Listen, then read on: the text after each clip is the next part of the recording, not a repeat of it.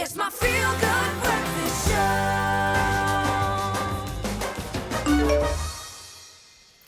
Welcome back. This is your Feel Good Breakfast Show, live, large and in charge on a Monday morning. Now, we just had a discussion about asking your crush on a date. And it seems people don't need advice on advancing into the dating world because the contemporary landscape is quite a scary one. I think they do need advice. It's quite a daunting one, quite a scary one, and getting rejected is not that easy to take. It's harsh. It's not a game, it's not a joke. So today we're asking, how have you dealt with unrequited love in the dating world? We're back with clinical psychologist Asha Dullabh, who is in the building to help us discuss this hot topic. And we'd love to hear from you as well, your questions, your comments. Get them through to us on our Facebook page, Expresso Morning Show SABC3. Drop a comment on this post and we will engage with you live. Good to have you here, Asha, talking about this. And I guess the first thing to ask is that in this modern day, is it easier or is it more difficult to put yourself out there into the dating world? I think it's becoming much easier these days. I think if we have the social platforms that make it easier, so Facebook, Instagram, Twitter, WhatsApp. It's easier now to just ask someone for a cup of coffee or to say hi, or even just say, hey, I have a crush on you. So it is becoming more easier. People are becoming more confident. I think that just taking a selfie and putting yourself out there is a message of confidence. It's a message of raised self-esteem. So I think that it is becoming easier, even for those that are a bit shy and a bit reserved. They may have a slow to warm up process in this dating game, but definitely. It's for some as easy as just swiping right. Yeah, that's it. That's exactly it. But I mean, the most surely, sorry, you're going to say? Sure, and of course the dating sites, I mean, those are exactly just swipe right, swipe left, and there you go. But Asha, I mean, the dating sites, of course, they're very convenient because then you're sitting at home, this device is in your hand, and you're not sitting there face-to-face with someone that you like and having a whole chat with them. What are the challenges that single people face when they then actually have to bring that to real life? And now you must meet the person. Sure, I think exactly the nerves kick in and the anxiety kicks in at now having to meet the person. But I think being single, we are all generally seeking for an authentic relationship. We want a relationship with pure love and compassion. And sometimes we're not always going to get what we are seeking for. So our expectations must meet our reality. So we need to put out what we really want. And in order to know what we really want, we need to know ourselves, know exactly what we want and who we are in order to attract what we really want. So sometimes if we are in a bad space, so we're not perceiving ourselves in a healthy manner, we're going to attract someone that's not ideal for us. It all goes about the state of mind and way of life that you are in at the time. And you were talking about the harsh reality of meeting or the expectation versus the reality. And getting rejected is a reality, especially with people having a lot more options and greater access to options.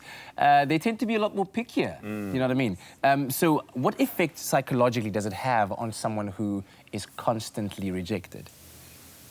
Well, as I said earlier, I think that it gets into you go into a self-doubt mode. You really start questioning yourself. Am I a lovable person? Am I deserving of love? You can go in, you can get quite depressed. You go into a grieving cycle. You actually go through a stage of depression, sadness. You even start bargaining with yourself. If only I did this, maybe this person would be interested. If only I looked better, if only I felt better. And we start comparing ourselves to others as well. So it's a process where grief takes over.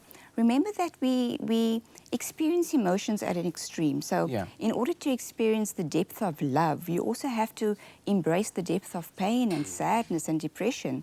It's a play of opposite emotions.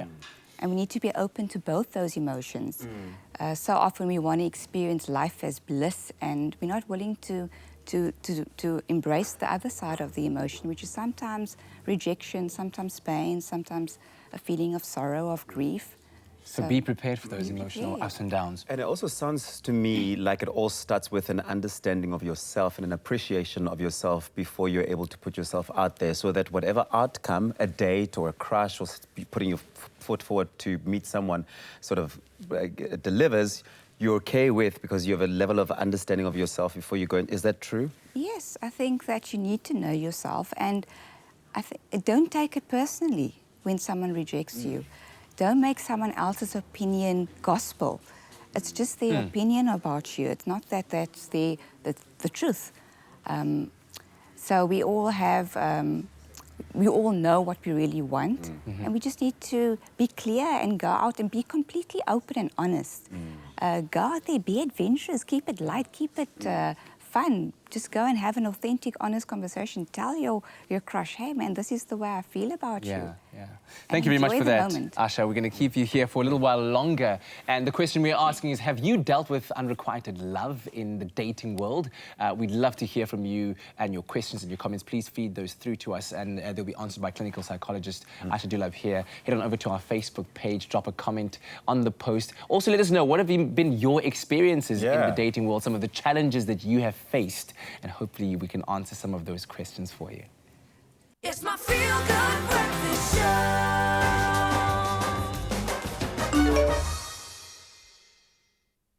Welcome back to it. It is your feel-good breakfast show, Expresso. It's Monday. We're talking relationships. And today, clinical psychologist Asha Dullabh is in the hot seat, really hot seat, to help us discuss and unpack the contemporary dating world, how to deal with unrequited love, or the rejection, and all of that. We'd love to hear your questions and your comments on our Facebook page, Expresso Morning Show, SABC3. Kat, you've got some there. Yeah, some of the latest comments here. Letokonolo Mulwana. Luckily for me, I can handle rejection. No big deal at all. Clearly, there's something wrong with my crush. Duma Mabitsela says, I cry to heal and try to forget about him.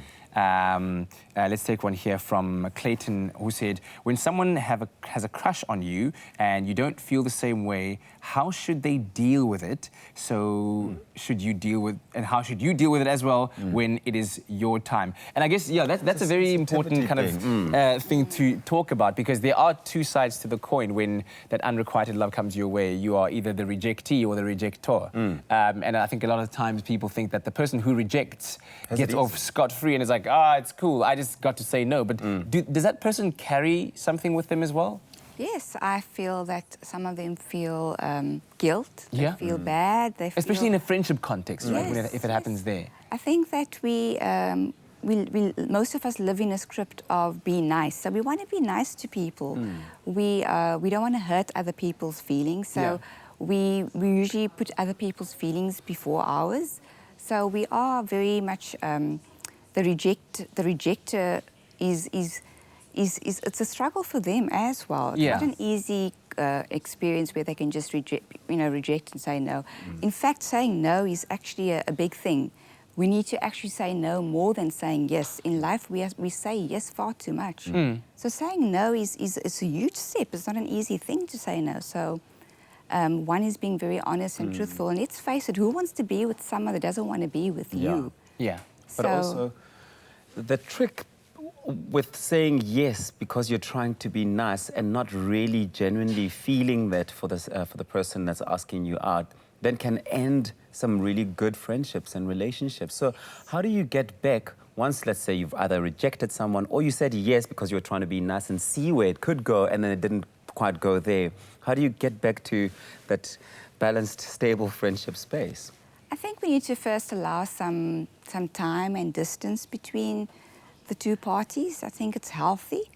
And then work slowly on developing the friendship. Sometimes the friendship can never be because the crush is there. So you're constantly in that state of that extreme emotion of excitation and nerve. So space and time is very important. And also just accept the outcome just the way it is. And don't take it too personally. Be open to whatever comes. Yeah. When that's happened, especially from a friendship context that we were discussing now, and there is rejection, you've taken that time away from each other, should you expect as both parties that the friendship will be different? Because there's been something now revealed that has changed the dynamic of your friendship. I think it will be different. I mean, once you overstep that mark of declaring your love for someone, it changes the relationship. But it can be in a relationship that allows for growth and expansion. You can learn so much from being rejected. You can learn so much from saying no. So it's a growth experience. It's expansion, and you can use that in your in future endeavors to connect with other people. In life, we all want to just connect and have relationships. Life is all about connection, acceptance, and relationships. So it teaches us great lessons. Absolutely. It's all about the lessons. Kat, have you personally experienced anything like this? No, I haven't. Wow. Have you? No. Well, on that note, thank you very much, Asha, for listening to us and taking in those comments. And we hope that this conversation was very enlightening to you, because we know that loving someone who doesn't love you back can leave you feeling pretty down about yourself, as Asha said also. But there's absolutely no reason to feel that way. Unrequited love is beautiful because it reminds you of the love that you have to give. And it's a rebellion against the idea that love can only exist if it is returned. So don't be afraid, you know, to love somebody and to tell them that you do. And of course, in time, it's very possible that you will find that special someone who will love you back just as much as you love them. Kat, something to tell you. Hold. Okay.